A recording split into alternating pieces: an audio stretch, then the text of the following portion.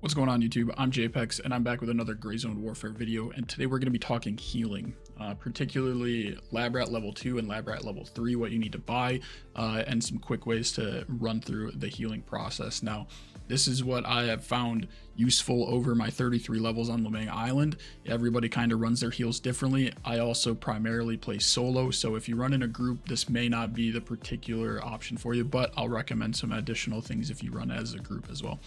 So to get started with our level 2 Lab Rat, I'll show you what we need. I run this QR kit, this MFAC, and this combat tourniquet with the bandages. Now, purchasing this stuff from Lab Rat, we're going to grab the QR kit, the MFAC. Now, I have level 3 Lab Rat, so your level 2 is going to look a little bit different.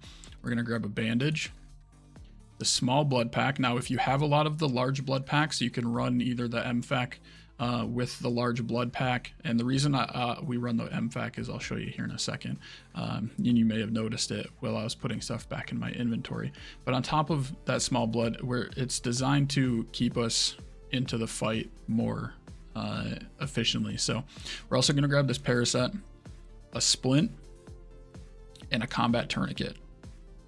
Now the difference here, no, we do need to grab a suture kit as well. I'm just going to populate this just based on the price because that's what is available at level 2. But you get quite a few of these serve kits for some quests and throughout Lamang Island. So I would recommend using the 6 out of 6 because it's the same space as the 3 out of 3. However, you can't buy it until level 3. But everything together, you're looking at $723. Not terrible from level 2 for your healing. And the reason why we want to put these into our pockets is if you put them into your secure container like this, and you pull up your healing menu, you don't have the ability to use them out of your secure container. So what we want to do is we'll put the QR kit here, put this tourniquet here. And the reason I have only the single blood in here is because you can put the double blood in there as well. But this is the most efficient space for you as well. So we can even throw that into the MFAC and save an extra spot for a grenade or something along those lines. This works in your belt rigs, this works in the carriers, and this works in your pockets. So now we have the ability to heal through everything directly from our quick menu. Now, by default, it's holding H. I rebound mine. It's a personal preference on what you like to use. Now, the thing that we have as well is that with this healing menu, you can move around, you can still shoot. You can't really ADS, but you can still shoot if you need from the hip, which is really nice. What we do have as well is the ability to choose what we want and start the healing process using F. And now that we have that combat tourniquet selected, what we can do is a little bit of a shortcut. So if we're in the middle of the battle, and normally I'll have that combat tourniquet, now you can cancel with the right click is what I just did there. Now that we have that combat tourniquet selected, and the reason why I normally will run with a combat tourniquet selected at level 2 is because if you get shot at and you reposition and you double click your heal option, it will start that last selected option. So you can choose anything along these lines and cancel the animation, and then you have the ability to pull it back out when you're ready.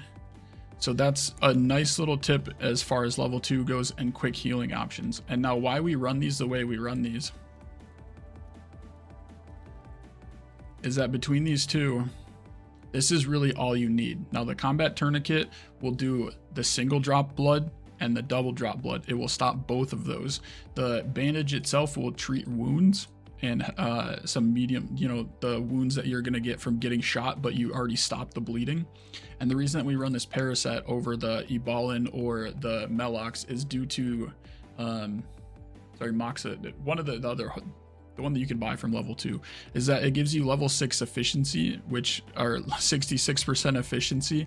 That's double what the other painkillers are, so you're going to get double the healing effect off of it. Now, it's not always going to work, but it will work pretty solidly. The duration is also 10 minutes compared to 5 minutes on the other one, so 600 seconds off of the heals. And that gives you a lot of time to kind of reposition if you have coughing, if you have some other like organ injuries, things like that will allow you to kind of reposition into a better place with having the full stamina drain. If you're hurt, your stamina drains quicker and it regens way slower. So what you want to do is move to, pop that painkiller and move to a new area before you start that heal, and move to a safe area before you begin healing.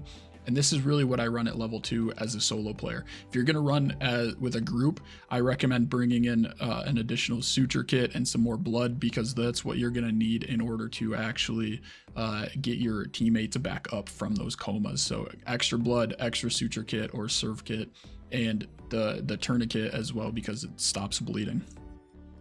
Now, one thing that I have noticed as well is if your teammate is down and you have stuff in your QR kit or your MFAC, you can't use it on them. You actually have to pull it out and put it into your inventory itself. Now you can move these into your pockets, into your rig, or your belt, and you can use it from there, but it will not be able to be used inside of the actual containers themselves. Now, I think that's a bug and it will get fixed eventually, but in the current state, you have to pull it outside of the actual containers in order to get them to be used.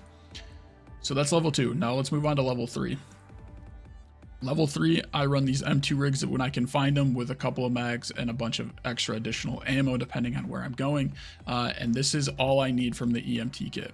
So we'll use this EMT kit, which we have available from LabRat. And so LabRat offers us a lot more healing options at level 3. That is 1950 rep. It's an additional 1200 rep to get to level 3, but it's definitely worth it once you get there because of the extra storage space that we get with the EMT, which offers 9 container slots. And we're going to fill this entire slot, and I'll run through what we're going to buy and then why we're going to buy it after. So we're going to buy the EMT kit. We're going to buy these S bandages, these seal modular bandages. This actually offers the ability of both the bandage and the combat tourniquet while we're being used at level 3. So that's why we're going to use this S bandage. It's a huge bonus for having an additional slot within our healing. So this is, again, this is as a solo player. If you're running as a group, you may need to bring some extra stuff in. We'll grab one of the large blood kits because this is 2 out of 2. We need the extra blood just in case we go down. Under 3700, you have some different effects that are caused, such like blurriness, dizziness, and stuff like that, double vision.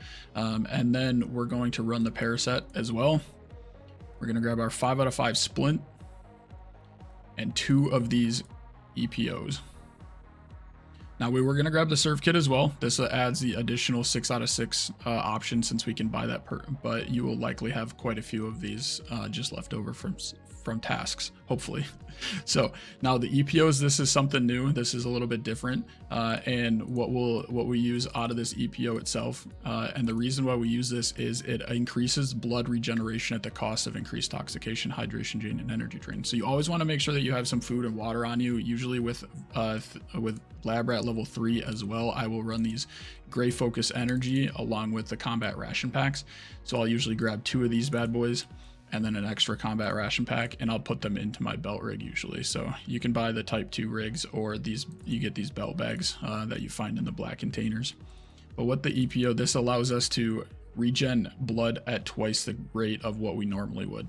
So this allows 3 minutes of additional blood stim, and we don't have to really worry about the big blood bags to get back up over full if we don't need to. But this is the 9 slots that I will normally use, and this is all the heals that I've needed through level 33. That's really keeps everything, if you use something, when you get back to base, top it up. That's kind of the easiest rule of thumb to use. But hopefully this assists you guys with healing in Gray Zone Warfare. If I helped you out with so many tips, let me know in the comments below. Please like and subscribe, and so I can continue bringing out these videos. But I appreciate all the love on the previous videos as well. Thanks guys, have a good one. See ya.